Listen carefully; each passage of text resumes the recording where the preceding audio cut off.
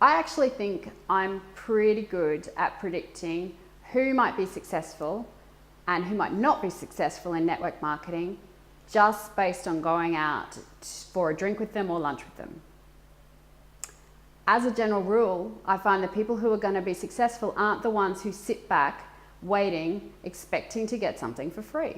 Entitlement can be sneaky because it comes in so many forms that you may not even be aware that it's a behavior that you're sometimes doing. Because I know that I wasn't until someone was generous enough to point it out to me.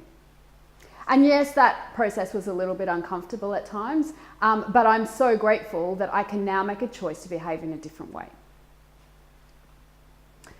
So what do I mean by entitlement? Well, in network marketing, it takes heaps of forms. It's everywhere in life, but let's talk about some of the ways it shows up in network marketing businesses. Here's an easy one. There's an event coming up, a company event, and you really want to go, but you don't want to spend the money on the ticket. You know that there's someone in your upline who often gives out tickets. So rather than go and buy a ticket and find a way to make the money, you fall into, I can't afford it, and you wait for that person above you. You let it be known that you'd love to go, and you wait for the person above you to buy a ticket for you. After all, why shouldn't they buy you a ticket? They make a lot more money than you, and you're the one that's going to help grow their business.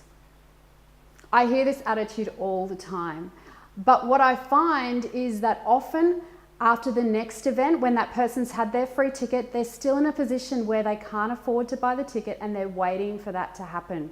The person who says, I'm not sure I can afford to go, how can I afford to go?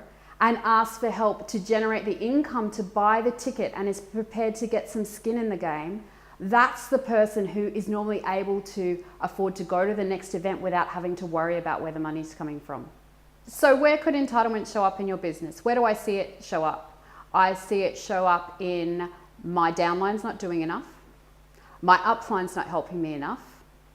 I really want to go to that event, but I don't want to spend my own money to go to the event, so I want someone to buy me a ticket. I'm going to meet my team at the bar and hopefully someone will buy me drinks so I don't have to spend my money buying drinks. You know, it wasn't until I was in my 30s that a good friend taught me that nothing is free.